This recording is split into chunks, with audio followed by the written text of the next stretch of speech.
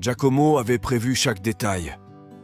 Il était prêt à demander la main d'Anna, la femme qu'il aimait depuis longtemps, dans un moment symbolique et spécial, le jour de l'obtention de son diplôme. Il était sûr qu'aujourd'hui serait parfait pour faire une demande en mariage rendant leur lien encore plus fort. Mais le destin avait d'autres projets. Avant de continuer, abonnez-vous à notre chaîne et activez la cloche pour ne manquer aucune de nos stories. Le père d'Anna, César, un avocat renommé à la réputation inflexible et autoritaire, a eu vent des projets de Giacomo. César n'avait jamais vu d'un bon œil la relation de sa fille avec Giacomo. Il ne le considérait guère plus qu'un garçon sans ambition, enfermé dans une vie modeste et sans perspective. Pour lui, le jeune conducteur ne pourra jamais offrir à sa fille la vie qu'elle mérite. Lorsqu'il a découvert que Giacomo avait l'intention de proposer le mariage, il a décidé d'agir et de mettre fin, une fois pour toutes, à cette relation. Le jour de la remise des diplômes d'Anna, Giacomo était assis nerveusement parmi le public. Dans ses mains, il tenait une petite boîte contenant une bague de fiançailles, prête pour ce moment qu'il avait imaginé maintes et maintes fois. Mais alors qu'il regardait la cérémonie, cherchant le bon moment pour faire sa demande en mariage, sa main tremblante laissa tomber la boîte par terre. La bague s'est révélée, et le père d'Anna, assis à côté de lui, l'a immédiatement vue. César, avec son attitude sévère et impassible habituelle, ne perdit pas de temps. D'un regard glacial, il fit sortir Giacomo de la salle.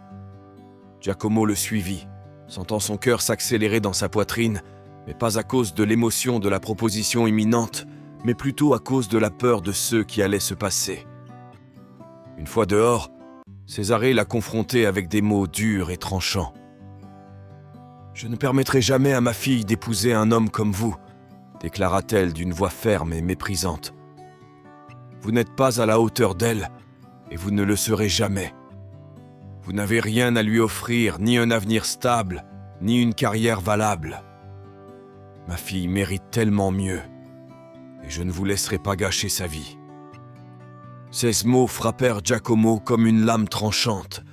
Il sentit un nœud se serrer dans son ventre, mais il savait que César avait le pouvoir d'influencer la vie d'Anna.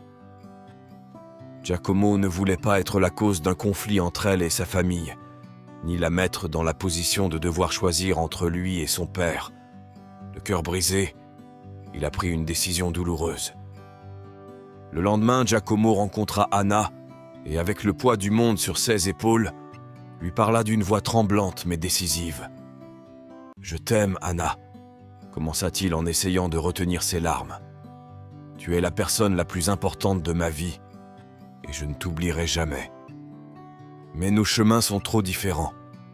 Je ne peux pas t'offrir l'avenir que tu mérites et je ne veux pas être la cause de conflits entre toi et ton famille.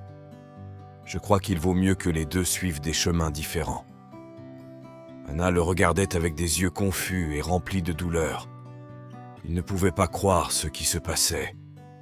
Mais Giacomo, bien qu'il aimait profondément cette femme, savait qu'il ne pouvait pas lui permettre de sacrifier son bonheur pour être avec lui. Il s'éloigna sans se retourner, laissant Anna et leur amour derrière lui. Les années ont passé, mais le souvenir d'Anna est resté gravé dans le cœur de Giacomo. Malgré la douleur de la séparation, il a décidé de transformer cette souffrance en détermination. Issu d'une famille de modestes ouvriers, Giacomo a toujours connu la valeur du sacrifice et du dévouement. Mais il savait qu'il voulait plus pour sa vie. Il a repris ses études et s'est inscrit à la faculté de droit. Il voulait se prouver à lui-même, et peut-être même au monde, qu'il n'était pas destiné à rester un simple conducteur. Les années d'études étaient intenses et fatigantes. Giacomo travaillait le jour et étudiait la nuit, sacrifiant du temps, de l'énergie et de la vie sociale pour obtenir ce titre. Chaque examen réussi était une victoire personnelle, un pas vers la rédemption. Finalement, après des années de sacrifices, Giacomo obtient son diplôme en droit et commence à travailler comme avocat. Pendant ce temps, César poursuit sa carrière prestigieuse et respectée, conservant sa réputation d'avocat inflexible et redouté.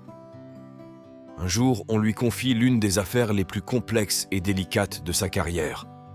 Défendre le fils d'un homme politique influent, accusé d'avoir renversé une femme et de l'avoir laissé paralysée.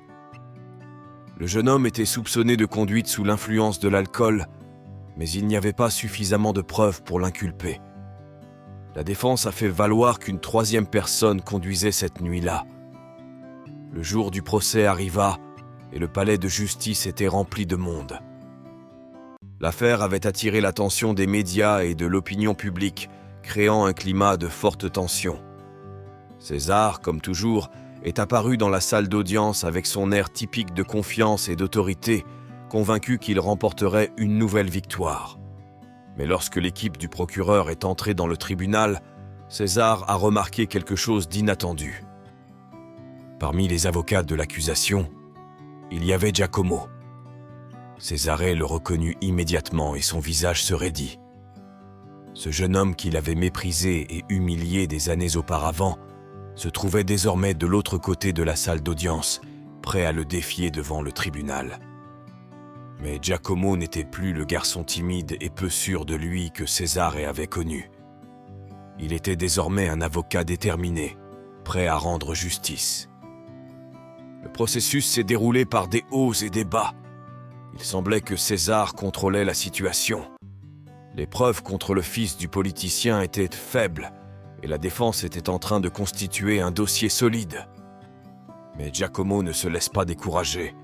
Après des mois d'enquête, il avait réussi à retrouver un témoin clé, un ami de l'accusé.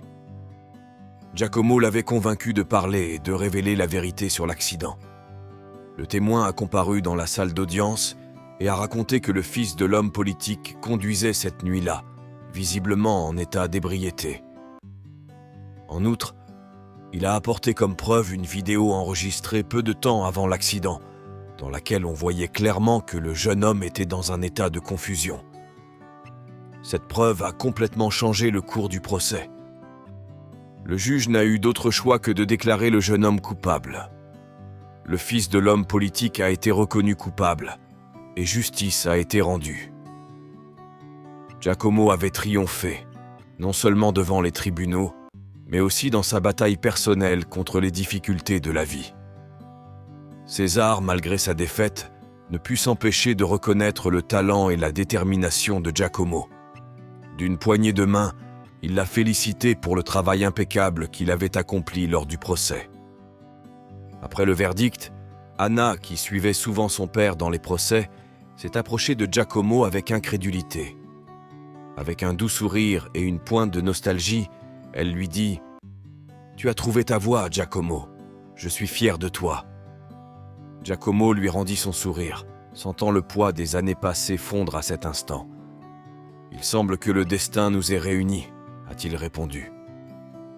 Leur avenir était encore incertain, mais ils savaient tous deux qu'ils avaient une nouvelle opportunité devant eux. Plus matures, plus conscients de leur choix, Giacomo et Anna se retrouvent face à une nouvelle possibilité. Ils avaient fait face à la douleur, à la séparation et aux difficultés, mais ils étaient désormais prêts à voir où la vie les mènerait, ensemble ou séparément, sachant que leur amour, bien que mis à l'épreuve, n'avait jamais vraiment disparu. Avez-vous aimé cette histoire ? Écrivez-le dans les commentaires ci-dessous. Merci d'avoir regardé la vidéo jusqu'à la fin et à la prochaine fois.